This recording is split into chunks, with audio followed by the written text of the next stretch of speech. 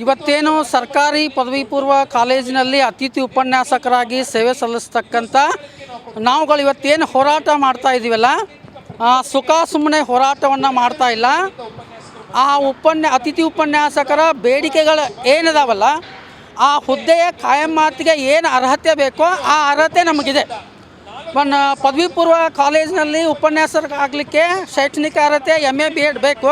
ಆ MA BEd ಅಷ್ಟೇ ಅಲ್ಲ, ಕೆಲವು ಜನ PhD ಮುಗಿಸಿರ್ತಕ್ಕಂಥವ್ರು ಈ ಅತಿಥಿ ಉಪನ್ಯಾಸಕರೊಳಗಡೆ ಇದ್ದಾರೆ.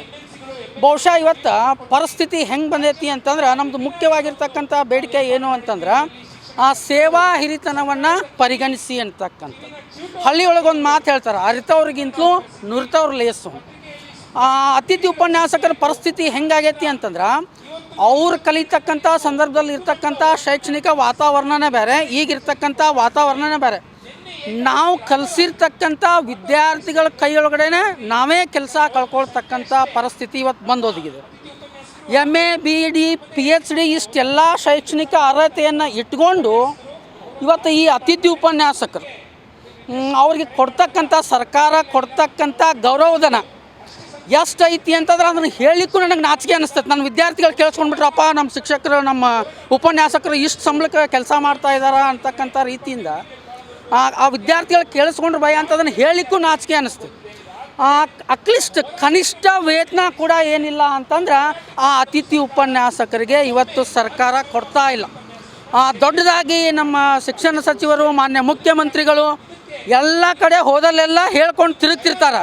ಏನು, ನಾನು ಫ್ರೀ ಟಿಕೆಟ್ ಕೊಟ್ಟೆ, 2000 ರೂಪಾಯಿ ಕೊಟ್ಟೆ, ನಾನು ಫ್ರೀ ಕರೆಂಟ್ ಕೊಟ್ಟೆ, ಫ್ರೀ ಟಿಕೆಟ್ ಕೊಟ್ಟೆ, ಅಕ್ಕಿ ಕೊಟ್ಟೆ.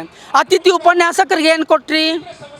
ಇವತ್ತಿಷ್ಟೆಲ್ಲ ಶೈಕ್ಷಣಿಕವಾಗಿರ್ತಕ್ಕಂಥ ಅರ್ಹತೆಯನ್ನು ಹೊಂದಿರತಕ್ಕಂಥ ಅತಿಥಿ ಉಪನ್ಯಾಸಕರು ಇವತ್ತು ಮಕ್ಕಳಿಗೆ ಅಕ್ಷರವನ್ನು ಕಲಿಸ್ತಕ್ಕಂಥ ಆ ಉಪನ್ಯಾಸಕರು, ವಿದ್ಯೆ ನೀಡ್ತಕ್ಕಂಥ ಆ ಗುರುಗಳು ಇವತ್ತು ಬೀದಿ ಒಳಗೆ ನಿಂತು ಹೋರಾಟ ಮಾಡ್ತಕ್ಕಂಥ ಪರಿಸ್ಥಿತಿಯನ್ನು ಇವತ್ತೇನು ಅಂತಂದ್ರೆ ಸರ್ಕಾರ ತಂದಿಟ್ಟಿದೆ.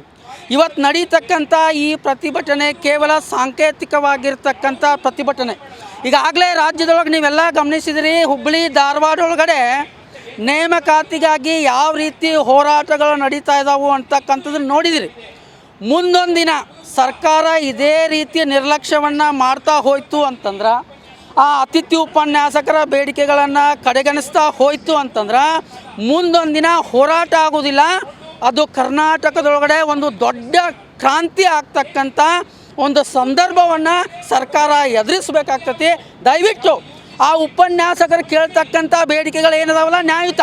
ಇವತ್ತು ಪದವಿ ಕಾಲೇಜಿನ ಬೇರೆ, ಅಲ್ಲಿ ನೆಟ್ಟು ಸೆಟ್ಟು ಎಲ್ಲ ಕ್ವಾಲಿಫಿಕೇಷನ್ ಬೇಕು, PhD ಇಲ್ಲದೆ ಇರ್ತಕ್ಕಂಥವ್ರು ಮನೆಗೆ ಕಳಿಸಿದ್ರು. ಇಲ್ಲಿ ಹಂಗಲ್ಲ.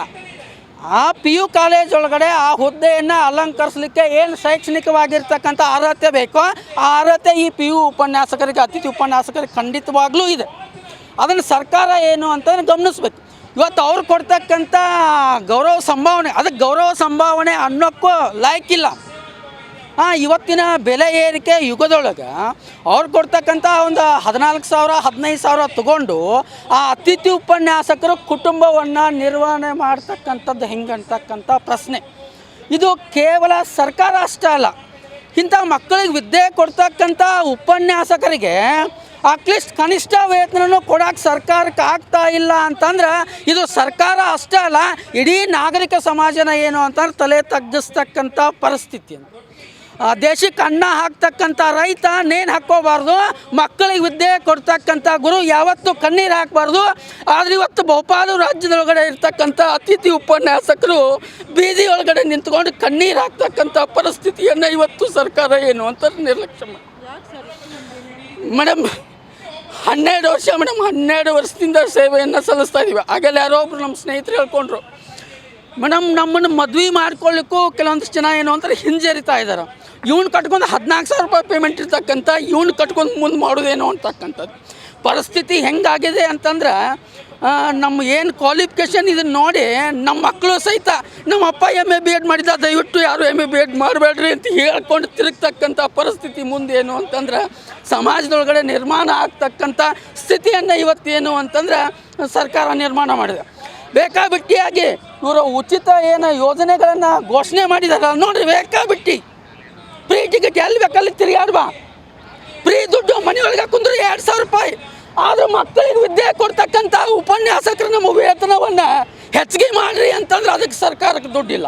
ಇದು ಯಾವ ಸಾಮಾಜಿಕವಾಗಿರ್ತಕ್ಕಂಥ ನ್ಯಾಯ ನೀವು ಹೇಳಿ? ಇಂಥ ಪರಿಸ್ಥಿತಿ ಒಳಗಡೆ ಇದ್ದಿದೆ. ನಾನು ಹೇಳ್ತಕ್ಕಂಥದ್ದು ಒಂದೇ ಒಂದು ಮಾತು, ಇವತ್ತೇನು ನಡೀತಾ ಇದ್ದಾವಲ್ಲ ಈ ಹೋರಾಟಗಳು, ಮುಂದೊಂದು ದಿನ ಕ್ರಾಂತಿ ಆಗ್ತಕ್ಕಂಥ ಸಂಭವ 100ಕ್ಕೆ 100 ಐತಿ. ಅದನ್ನು ಸರ್ಕಾರ ಏನು ಅಂತಂದ್ರೆ ಎದುರ್ತಕ್ಕಂಥ ಪರಿಸ್ಥಿತಿ ಬಂದೇ ಬರ್ತದೆ.